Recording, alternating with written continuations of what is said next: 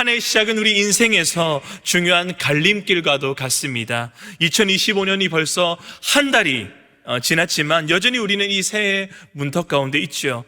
우리 인생은 크고 작은 이 선택의 연속입니다.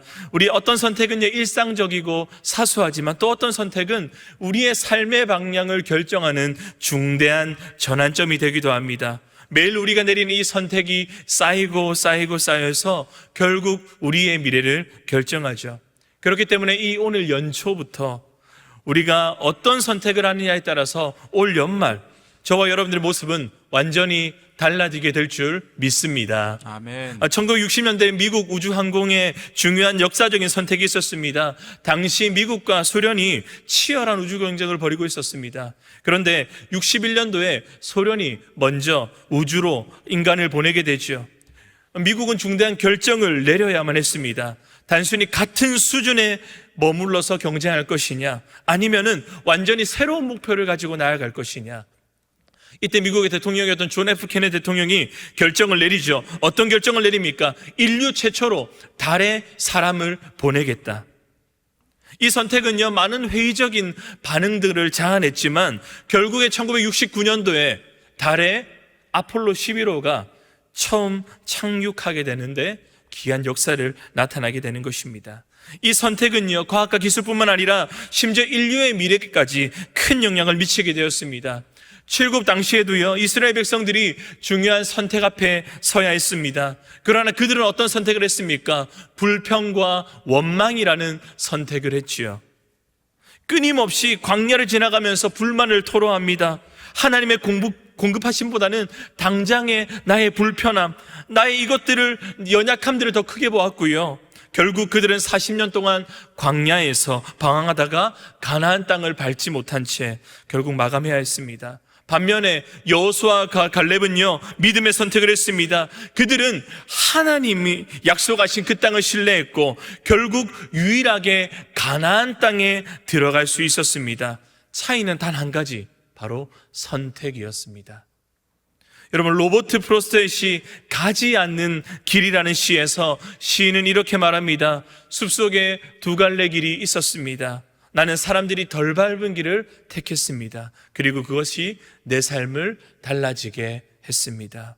여러분, 오늘 본문이 신명기 말씀은 광야 40년을 거친 이 이스라엘 백성들이 이제는 약속의 땅, 가나안 땅에 들어가기 직전의 상황입니다. 모세는요, 가나안 땅에 들어가기 직전에 이스라엘 백성들에게 중요한 질문을 던집니다. 하나님을 선택할 것이냐, 아니면 다른 것을 선택할 것이냐, 이 두 가지를 놓고 분명한 선택을 오늘 이 말씀을 통해 요구합니다. 뿐만 아니라 사랑하는 성도 여러분, 오늘 우리에게도 동일하게 요구하고 있는 것입니다. 저와 여러분들에게도 무엇을 선택하겠냐고 오늘 이 말씀을 우리에게 묻고 있습니다. 오늘 우리에게 주어진 이 연초부터 연말까지 주어진 새로운 시간, 새로운 한 해를 놓고, 아니 우리 인생을 놓고 또 크고 작은 선택의 기로를 서게 될 저와 여러분들 가운데 연초부터 연말까지 우리의 삶을 달라지게 할 복된 선택, 귀중한 선택을 하는 저와 여러분들의 삶이 될 수 있기를 주 예수님의 이름으로 축복합니다. 아멘. 아멘. 그렇다면 우리의 선택을 달라지게 할, 우리의 삶을 달라지게 할 복된 선택은 무엇일까요? 우리 같이 한번 따라 보겠습니다. 환경이 아닌 하나님을 선택하라. 하나님을 선택하라. 여러분, 젖과 꿀이 흐르는 땅이라는 표현들을 많이 들어보셨을 것입니다. 바로 그것은 어디를 가리키는 표현입니까? 맞죠? 가나안 땅입니다. 하나님께서 아브라함으로부터 약속하신 그 가나안 땅이 바로 젖과 꿀이 흐르는 땅입니다. 그런데 이 젖과 꿀이 흐르는 이 땅이라는 표현, 이것이 언제 가장 처음 나온지 아십니까? 이것은 하나님께서 모세를 처음 부르셨던 그 출애굽기 3장에 나오는 말씀인데 우리 같이 한번 읽어보겠습니다. 시작. 내가 내려가서 그들을 애굽인의 손에서 건져내고 그들을 그 땅에서 인도하여 아름답고 광대한 땅, 젖과 꿀이 흐르는 땅, 곧 가나안 족속, 헷 족속, 아모리 족속, 브리스 족속, 히위 족속, 여부스 족속의 지방에 데려가려 하노라. 아멘. 이 불붙은 떨기나무에서 하나님께서 모세를 부르십니다. 그러면서 약속의 땅에서 뭐라 말씀합니까? 아름다운 땅이다. 그곳은 광대한 땅이다. 그리고 젖과 꿀이 흐르는 땅이다 라고 약속하십니다. 이 말씀만 보면요, 이스라엘 땅에 대해서 굉장히 환상에 젖기 마련입니다. 저도 주일학교 때 참 이런 말씀 많이 들었습니다. 가나안 땅은 젖과 꿀이 흐르는 땅이다. 이 말씀 들으면서 어떤 생각했을까요? 야, 진짜 이스라엘 땅 가게 되면 우유가 막 지하수에 막 철철철 흘러넘치고 막 꿀이 흘러넘치는 많은 소산물이 나는 그런 축복의 땅이다, 신비로운 땅이다라는 생각을 했었습니다. 근데 저만 그럴까요? 아닙니다. 오늘 말씀 보니까 이스라엘 백성도 그러했습니다. 여러분, 이스라엘 백성들은 지년 400년 동안 종살이를 했습니다. 그리고 40년의 광야를 보냈습니다. 너무나도 힘든 생활을 보냈죠. 그런데 이게 뭐라고요? 고생 끝 행복 시작. 약속의 땅에 들어가면 이전과는 비교도 안 되는 그런 꿈만 같은 생활이 펼쳐질 것이라는 기대감에 부풀어 올랐습니다. 여러분, 적어도 이집트 땅보다는 좋다라고 기대감을 가졌을 것이 분명합니다. 여러분, 왜 그럴까요? 당시 사람들, 이 고대 근동의 때 사람들이 생각하는 최고의 땅이 이 이집트 땅이었습니다. 우리 입장에서는 이런 생각합니다. 400년 동안 종살이하고 노예 생활했던 땅이 뭐 그리 좋으냐, 뭐 그리 기억에 남느냐, 아픔과 슬픔의 땅이 아니냐라고 생각할 수 있지만, 당시 사람들은 그렇지 않았습니다. 이집트는요, 가장 살기 좋고 당시에 가장 부유한 땅이었습니다. 그렇기 때문에 이들이 젖과 꿀이 흐르는 약속의 땅, 가나안 땅이라 하면요, 아무리 못해도 뭐보다 좋아야 됩니까? 이집트보다 좋아야 됩니다. 그런 생각을 어떻게 가졌느냐? 진짜 그런지 한번 우리 창세기 13장 10절 말씀, 아브라함 때로부터 한번 거슬러 올라가 보죠. 읽어보겠습니다. 시작. 이에 롯이 눈을 들어 요단 지역을 바라본즉 수알까지 온 땅에 물이 넉넉하니 여호와께서 소돔과 고모라를 멸하시기 전이었으므로 여호와의 동산 같고 애굽 땅과 같았더라. 아멘. 눈을 들어 롯이 요단 동편 뜰을 바라봅니다. 소알까지 온 땅에 뭐가 넉넉하다 말합니까? 물이 넉넉하죠. 고대 문명의 발상지가 다 이런 강을 끼고 있어서 물이 넉넉한 곳 아닙니까? 그와 같이 소돔과 고모라도 그러했습니다. 소돔과 고모라 지역 표현하는 두 가지 표현이 오늘 보면 나오는데, 하나는 여호와의 동산, 에덴 동산과도 같다. 그리고 하나는 또 두 번째는 뭡니까? 애굽 땅과 같다 말합니다. 즉 에덴 동산과 이집트 땅을요, 같은 선상에 놓고 비교할 만큼 아브라함 때도 이 이집트 땅은 좋은 땅이었습니다. 또 볼까요? 민수기 16장 12절 13절 말씀 제가 한번 대독해 드릴게요. 모세가 엘리압의 아들 다단과 아비람을 부르러 사람을 보냈더니 그들이 이르되 우리는 올라가지 않겠노라. 네가 우리를 젖과 꿀이 흐르는 땅에서 이끌어내어 광야에서 죽이려 함이 어찌 작은 일이기에 오히려 스스로 우리 위에 왕이 되려 하느냐. 여러분, 이 말씀은요, 모세의 리더십에 반발하는 사람들이 등장하게 됩니다. 그러면서 이들이 어떤 말로 반발하느냐, 이거죠. 우리를 젖과 꿀이 흐르는 땅에서 이끌어내어서 광야로 끌고 왔다라는 겁니다. 여러분, 이스라엘 백성들에게 적어도요, 이집트 땅이 젖과 꿀이 흐르는 땅이라고 부를 만큼 이 좋다라는 인식이 아브라함 때부터, 그 이전부터, 오래전부터 있어 왔음을 우리가 말씀을 통해 알 수 있죠. 그러니 이 이스라엘에게 있어서 젖과 꿀이 흐르는 가나안 땅은 최소 이 이집트 이상은 되지 않을까라는 기대감을 가졌을 것입니다. 그런데 오늘 우리가 읽었던 본문 10절 말씀 한번 볼까요? 10절입니다. 시작. 내가 들어가 차지하려 하는 땅은 내가 나온 애굽 땅과 같지 아니하니. 제가 이런 말을 들은 적이 있습니다. 대한민국은 부동산 불패다. 이 부동산을 통해 얻는 경제적인 이익이 그만큼 크다는 거죠. 너도 나도 땅을 가지고 싶어 합니다. 될 수 있으면 좋은 땅을 가지고 싶어 하죠. 예전에 농사 짓던 농경시대에는 좋은 땅은 어떤 땅입니까? 물이 넉넉하고 비옥하고 소출이 많은 땅입니다. 오는 날은 어떤 땅이죠? 몫이 좋아서 많은 수익을 내는 땅을 좋은 땅이라고 여깁니다. 오늘 본문의 이 부동산 불패의 신화를 이룩할 땅은 어디입니까? 이집트입니까? 가나안입니까? 여러분, 오늘 본문에서 특별히 모세를 통해서 우리 하늘 부동산, 천국 부동산 운영하시는 공인중개사 우리 하나님께서 어느 땅을 찍으셨을까요? 이집트입니까? 가나안입니까? 가나안 땅을 찍으셨죠. 자, 그렇다면 여러분들에게서는 어떤 땅이 좋은 땅입니까? 여러분들이 선택한다면 어떤 땅을 택하시겠습니까?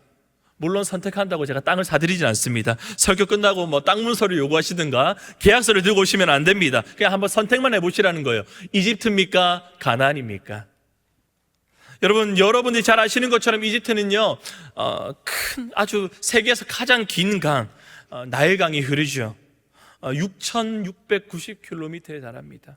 그리스의 철학자 헤로도투스라는 사람은요, 이집트는 나일강의 선물을 가진 나라다라고 말할 만큼 이 나일강은 이집트에게 아주 중요한 강이죠. 이 나일강이라는 풍부한 수원을 이용해서 손쉽게 농사를 지었습니다. 해마다 막 이 강이 범람하면서 비옥한 막 흙들을 막 실어다가 나릅니다. 거기다가 관계시설이 잘 되어 있다 보니까 물만 잘 끌어와서 농사만 지으면 풍성하게 농작물이 나는 부유한 땅, 풍요롭게 살아갈 수 있는 땅이 이집트입니다. 그러면 가나안 땅은 어떤 땅입니까? 우리 11절 말씀 읽어보겠습니다. 시작. 너희가 건너가서 차지할 땅은 산과 골짜기가 있어서 하늘에서 내리는 비를 흡수하는 땅이요.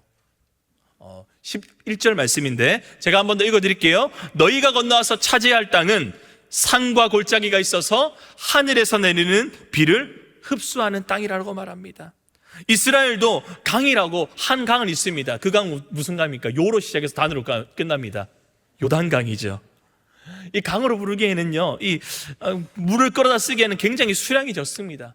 그러다 보니까 비가 굉장히 중요합니다. 이스라엘은요, 가을이 시작하는 11월부터요 비가 내리는데 이 비를 이른비라고 부릅니다. 그리고 이 비가 내린 다음에 파종을 시작하고 그 다음에 3월, 4월 봄의 끝자락에 내리는 비를 늦은 비라고 부릅니다. 바로 이 이른 비와 늦은 비, 이것이 한 해 농사를 결정짓는 역할을 했습니다. 그런데 그마저도 오늘 11절 말씀 다시 한 번 더 띄워주실래요? 이 말씀 보니까 이 비를 결정하는 것도 하늘에서 비가 쏟아지면 뭐합니까? 이 땅은 끝에 보니까 하늘에서 내리는 비를 뭐하는 땅? 흡수하는 땅, 지하로 다 빠져나가는 거예요. 여러분, 나일강을 가진 이 땅을 비교하면요, 가나안은 사실 너무나 형편없는 땅입니다. 적과 꿀이 흐르는 그런 땅이라고 불리기에는 현실적으로 아주 큰 하자가 있어 보입니다. 여러분, 그리스도인인 성도인 저와 여러분들이 봐도 그렇지 않습니까? 우리가 아무리 신앙적으로 좋게 봐주려고 해도, 영적인 눈을 좀 띄워가지고 아무리 좀 잘 봐주려고 해도 별로 좋아 보이지 않습니다. 그렇다면 여기서 한번 여러분들에게 다시 한번 질문합니다. 이집트 땅과 가나안 땅, 어느 땅을 갖고 싶으십니까? 어느 땅을 살고 싶으십니까? 자, 대답하시기 전에 성경은, 하나님의 말씀은 이렇게 우리에게 대조적으로 비교시킬 때가 참 많은데, 이때 지혜롭게 판단을 하셔서 대답을 잘 하셔야 됩니다. 하나님 말씀을 대답은 잘 하셔야 돼요. 이집트 땅과 가나안 땅, 어느 땅을 선택하고 싶습니까? 그래도 가나안 땅이 많이 나오네, 그렇죠? 제가 지난 여름에 티르키에 단기 선교를 다녀왔습니다. 그때 선교사님과 여러 이야기를 하다가 선교사님이 이런 말씀을 하는 게 기억납니다. 저에게 물으시더라고요. 왜 이스라엘 땅이 젖과 꿀이 흐르는 땅인 줄 아십니까? 저는 뭐 가보진 않았으니까 말 그대로 농사도 잘 되고 막 그런 땅 아닙니까? 라고 대답했죠. 그런 제게요, 제가 티르키의 남부에 있는 바울의 고향이죠, 다소라는 그 지역을 가다 보면 젖과 꿀이 흐르는 땅이 과연 어떤 땅인지 정확하게 알 수 있다고 하시면서 14시간을 버스를 타게 하셔서 그 땅을 가게 하시더라고요. 밤새도록 그 버스를 타고 가는데 창밖을 보면 광야밖에 없습니다. 아무것도 없어요. 뭐 아무것도 없는 그 땅. 근데 거기 티르키에 딱 많이 나는 게 두 가지는 있더라고요. 젖과 꿀은 참 많이 납니다. 그래서 혹시나 티르키에 가시게 되면 저주로 만든 카이막이 참 맛있고 거기에서 꿀 찍어 먹으면 참 맛있으니까 두 가지는 꼭 사 먹어보시기를 추천드립니다. 어쨌든 선교사님이 그 후에 저한테 웃으면서 이렇게 말씀하시더라고요. 왜 젖과 꿀이 흐르는 땅이냐? 젖과 꿀만 나기 때문에, 젖과 꿀만 나는 땅이기 때문에 그렇게 부른다라고 저한테 말씀하시더라고요. 제가 그 말 들으면서 동의가 되었습니다. 여러분, 젖과 꿀만 나기에 철저하게 어떤 땅입니까? 이 땅은요, 가나안 땅은 하나님만 바라보고 하나님만 의지하고 믿음으로 살아갈 수밖에 없는 땅이라는 것입니다. 이집트는요, 나일강을 바라보면 됩니다. 우리 인간이, 저와 여러분들이 열심히 노력하며 살아갈 수 있는 땅입니다. 애를 쓰면 됩니다. 열심히 밭에 물을 대기 위해서 발길질을 하며 살아갈 수 있는 땅이 이 이집트요, 이 세상입니다. 여러분, 이와 같이 사람들은요, 이런 세상의 방식에 익숙합니다. 환경이든 뭐든 내가 발로 뛰어서 내가 막 사람과 형편을 조절해서 일의 결과를 예측하고 진행하고 이끌어갈 수 있는 그런 이집트와 같은 땅을 좋은 땅이라고 생각합니다. 그 가운데서 안정감을 우리가 느끼죠. 그런데 솔직히 다른 사람들, 세상 사람들을 제쳐두고라도 하나님의 백성인 저와 여러분들도 어떻습니까? 우리도 사실은 이게 익숙하지 않습니까? 솔직히 말해 어떨 때는 하나님을 바라보고 의지하고 하나님의 은혜를 누리는 것보다, 그걸로 살아가는 것보다 성도인 우리도 어쩌면 이집트 땅의 그 나일강의 강변을 그리워하고 풍부한 수원을 부러워하고 바라고 있지는 않습니까? 근데 이집트 땅, 그런 땅이 삶이 추구하는 바는 뭐냐? 하나님이 없이 내가 내 힘으로 살아갈 수 있다라는 그 삶의 방식을 선택하는 일입니다. 여러분, 그러나 가나안 땅은 그렇지 않다라는 거예요. 비가 내리면 모아둘 수 있는 땅이 아닙니다. 땅 속에 흘러버리는, 저장할 수 없는 땅입니다. 여기서 농사 짓고 먹고 살아가기 위해서 얼마 되지 않는 요단강을 바라보고 답이 없습니다. 결국 이 이스라엘 사람, 하나님의 백성들, 성도들은 어떻게 살아야 됩니까? 성도는 하늘을 바라보며 살아야 될 줄 믿습니다. 아멘. 하나님께서 이른 비와 늦은 비를 때를 따라 내려주셔야지만 살아갈 수 있는 것입니다. 하나님을 바라보고 살아갈 수 있는 곳, 하나님이 책임져 주시지 않으면 살아갈 수 없는 곳이 바로 성도의 땅 가나안입니다. 여러분, 이 가나안이 그렇기 때문에 어떤 고백이 터져 나오는 땅일까요? 나는 하나님이 없으면 안 됩니다. 나는 하나님이 없으면 못 삽니다. 하나님이 아니면 내게는 소망이 없습니다. 하나님이 내게 비를 내려주시지 않으면 우리 가정을 살아갈 수가 없습니다라는 기도와 고백이 터져 나오는 그 땅이 젖과 꿀이 흐르는 땅인 줄 믿습니다. 아멘. 여러분, 이것을 바꿔 생각하면 어떻습니까? 우리는요, 하나님으로만 충분한 것입니다. 아멘이십니까? 아멘. 주변에 어떤 일이 일어나도 천지가 뒤집어지고 막 사방이 가물어서 도무지 희망도 소망도 없는 그런 흉년이 주변에 다가오건 말건 상관이 있습니까? 없습니까? 없죠. 왜 그렇습니까? 하나님이 모든 것을 공급해 주시기 때문에, 하나님이 책임져 주시기 때문에 상관이 없는 줄 믿습니다. 아멘. 여러분이 인생은 빙산과도 같아요. 우리가 주로 빙산과 관련해서 어떤 광명적인 표현을 씁니까? 빙산의 일각이라고 하지요. 바다로 드러나 보이는 빙산은 조그맣지만 이 바닷물에 잠긴 이 얼음 덩어리는 엄청나게 거대합니다. 지금 이 시간 우리가 다 멀쩡히 아무런 일 없이 이 자리에 앉아 계시지만, 저도 이렇게 서 있지만 겉보기에는 평온하고 행복해 보이지만, 그러나 우리 인생의 저면에는 수많은 문제들을 깔고 살아가는 것이 우리 아닙니까? 제가 대신방을 하면서도 마찬가지입니다. 하나같이 우리 성도들 삶을 듣기에 막 가슴 먹먹한 문제를 끌어안고 계세요. 정말 문제없는 삶이 없고 정말 걱정 없는 인생이 없다는 것을 절실하게 느낍니다. 그런데 그거 우리가 끌어안고 있다고 해결되지도 않아요. 아무리 우리가 나일강을 쳐다보고 밭에 물을 대기 위해서 열심히 발길질하면서 여러분 애를 쓰고 노력하며 살아간다고 하지만, 연초부터 연말까지 그렇게 열심히 발버둥치지만 거대한 빙산과 같은 우리 인생의 문제 앞에 때로는 그런 우리의 수고도, 우리의 발길질도 허공을 치는 것만 같습니다. 사랑하는 여러분, 이제 잘 선택하십시오. 애굽에 버티고 누질러 앉아가지고는 겨우 그냥 매일매일 발로 물대는 그런 삶밖에 되지 않습니다. 계속 물을 대고 살지만 해결할 수 없는 삶의 문제를 끌어안고 그런 삶을 계속 사시겠습니까? 하나님이 아니더라도 하나님이 대신할 것을 찾고 그것을 붙들며 살아가며 대지하면서 살아갔던 이 이스라엘 백성들의 이 모습처럼, 아니 그런 지난 우리들의 이 부끄러운 모습을 올해도 연초부터 연말까지 그것을 택하고 그것을 답습하며 살아가시겠습니까? 아니면 하나님께서 여러분의 인생 가운데 필요할 때마다 시시때때로 적절하게 풍성하게 부어주시는 그 비를 흡수해서 승리하며 누리는 생을 살기 원하십니까? 여러분, 19세기 말에 세계적인 고개사였던 찰스 블론디라는 사람이 미국에 있는 나이아가라 폭포에서 줄타기 묘기를 선보입니다. 수천 명의 강중이 막 집중합니다. 그 집중하는 가운데 자전거를 타고 걸어가기도 하고 눈을 가리고 지나가기도 합니다. 그러면서 이 블론디라는 사람이 마지막으로 사람들에게 말합니다. 여러분, 내가 리어카를 끌고 이 줄을 건너가겠습니다. 건너갈 수 있다는 것을 믿으십니까? 라고 물으니까 사람들이 다 믿는다고 말하는 거예요. 이 사람이 이렇게 말합니다. 그러면 이 리어카에 함께 타고 줄을 건너가실 분 손 들어 보십시오 라고 말하니까 아무도 손 들지 않는 겁니다.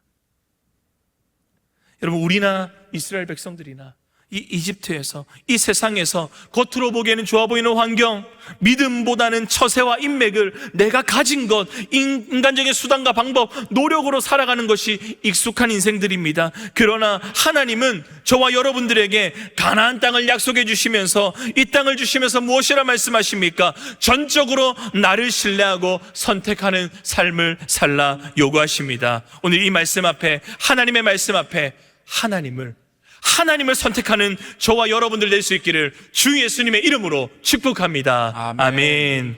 이제 이렇게 연초에 우리가 믿음으로 하나님이 약속하신 이 적과 꿀이 흐르는 그 가나안을 선택하기로 결정하셨다라면 우리 가운데 남은 중요한 질문이 있어요.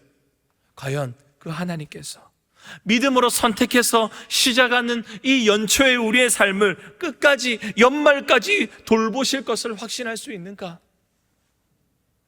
여러분, 이런 우리의 이 질문 앞에 오늘 신명기 11장 12절 말씀은 명확한 답을 줍니다. 우리 11장 12절 말씀 함께 읽겠습니다. 시작. 내 하나님 여호와께서 돌보아 주시는 땅이라 연초부터 연말까지 내 하나님 여호와의 눈이 항상 그 위에 있느니라. 아멘. 이 말씀은 단순한 격려가 아닙니다. 하나님의 돌보심이 끊임이 없고 변함없음을 선포하는 강력한 선언입니다. 바로 적과 꿀이 흐르는 그 땅에서 하나님의 임재가 있기 때문에 소망이 있는 줄 믿습니다. 아멘. 여러분, 연초부터 연말까지 하나님의 돌보시는 삶을 믿고 의지할 때 하나님께서 우리 삶 가운데 열매를 맺게 하실 거예요. 그렇기 때문에 환경이 아니라 하나님을 택했다면 우리는 이제 선택을 넘어 확신해야 됩니다. 무엇을 확신해야 할까요? 저를 따라하겠습니다. 하나님의 돌보심을 확신하라. 우리 한번 더 하나님의 돌보심을 확신하라. 아멘. 하나님께서는요, 이 가나안 땅을 믿음으로 선택하는 저와 여러분들에게 연초부터 연말까지 돌보신다고 약속합니다. 그렇다면 우리를 어떻게 돌보시냐? 오늘 본문이 이렇게 말씀하죠. 읽겠습니다. 시작. 연초부터 연말까지 내 하나님 여호와의 눈이 항상 그 위에 있느니라. 아멘. 어떻게 돌보신다고 말씀합니까? 여호와의 눈이, 하나님의 눈이 우리를 떠나지 않으신다. 우리 위에 있으신다. 그리고 이 말씀 좋은 말씀이죠. 정말 감사한 말씀인데 한편 저는 이 말씀들을 보면서 이 생각 나더라고요. 마치 CCTV와도 같다. 이 대한민국은요, 세계적으로 손꼽히는 CCTV 강국입니다. 밀집 국가입니다. 2023년 기준으로 보니까 한국에 800만 대가 넘는 CCTV가 있다고 합니다. 거리를 걸을 때마다, 엘리베이터를 탈 때마다, 심지어 아주 작은 구멍 가게를 가더라도 우리는 어디 안에 거합니까? CCTV 아래 거하는 거예요. 최근에는 이 AI 기술이 발달해서요, 이 사람들의 움직임을 분석하고 예측까지 하는 CCTV가 있다고 합니다.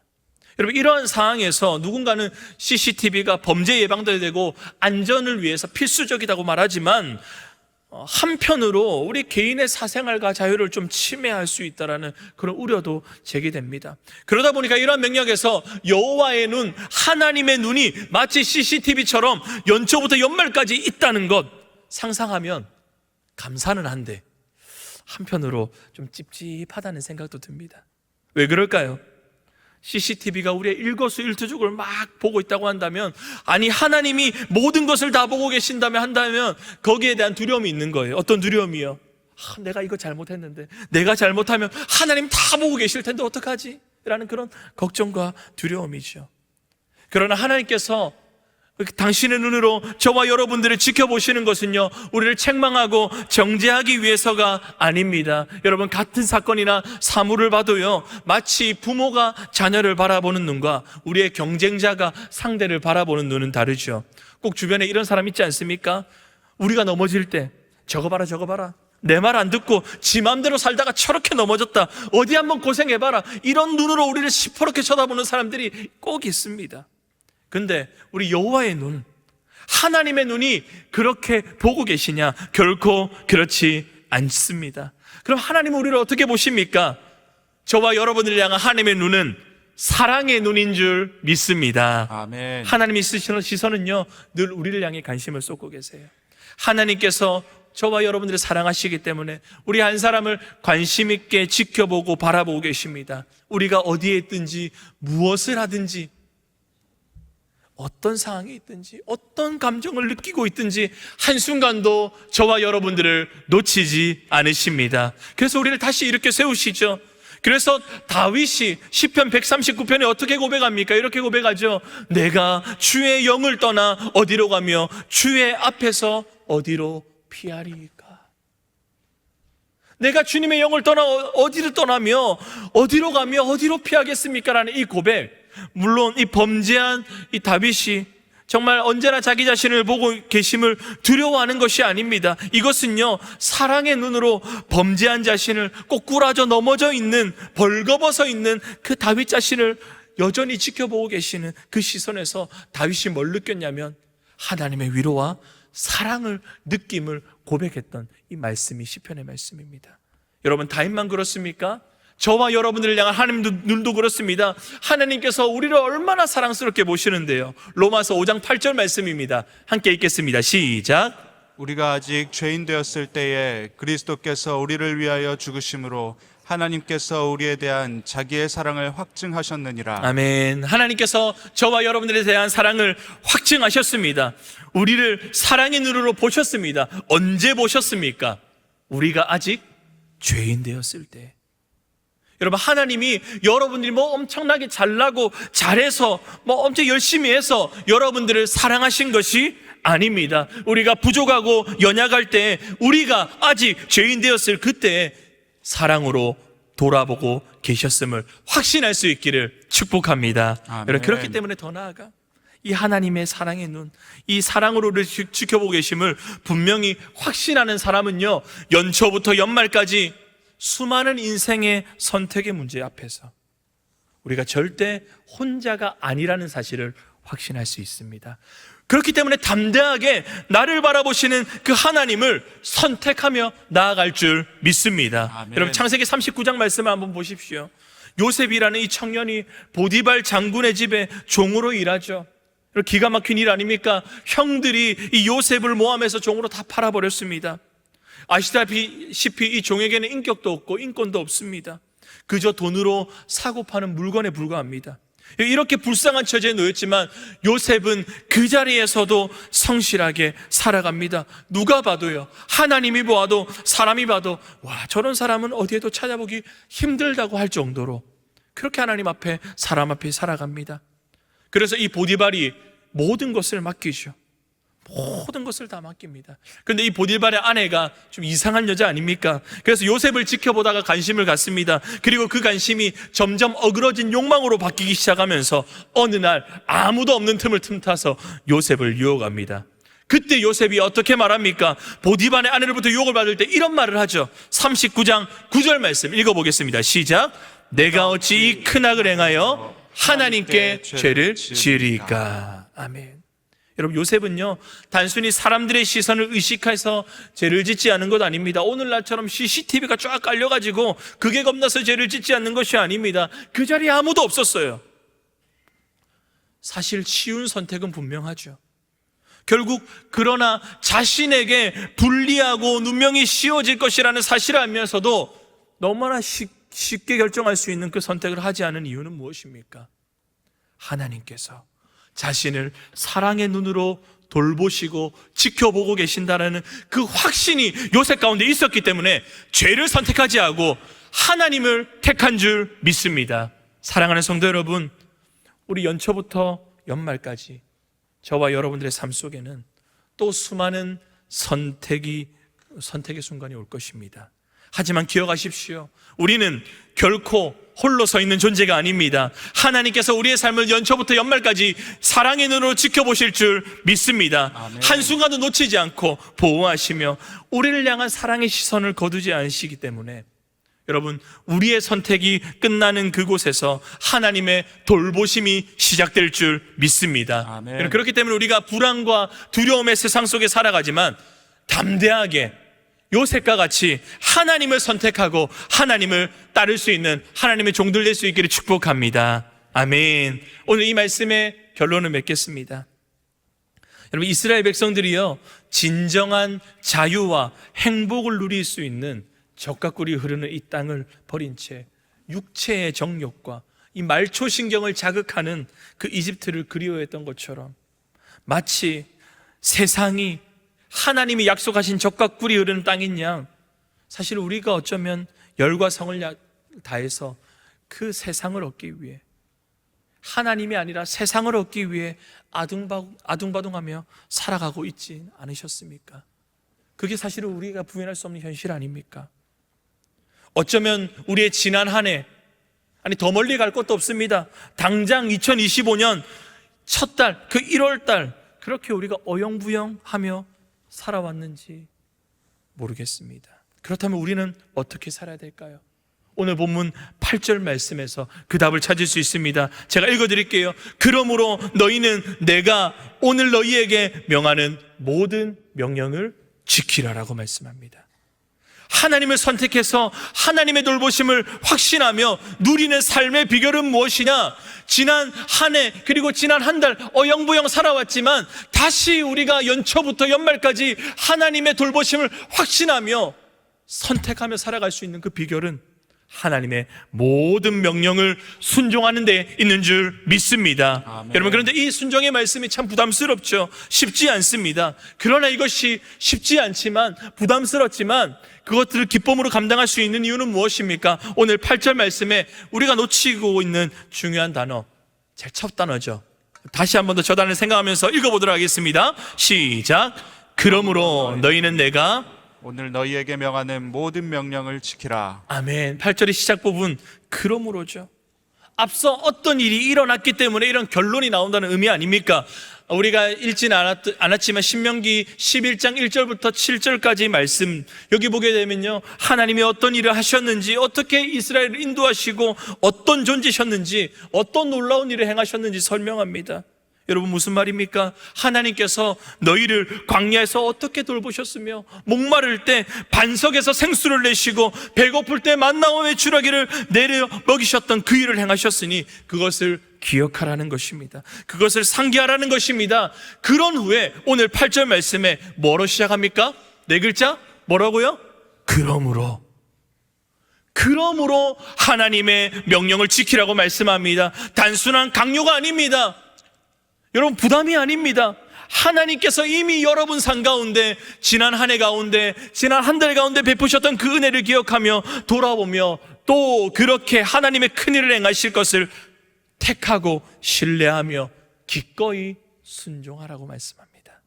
여러분, 사실 우리 산 가운데 대단하게 반석에서 물이 막 나오고 만나와 메추라기가 하늘에서 쏟아져 내리는 그런 엄청난 기억이 혹 없다고 할지라도, 진짜 우리의 산 가운데 때로는 세밀하게 때를 따라 돌보셨던 그 하나님의 손길과 돌봄이 없으셨나요?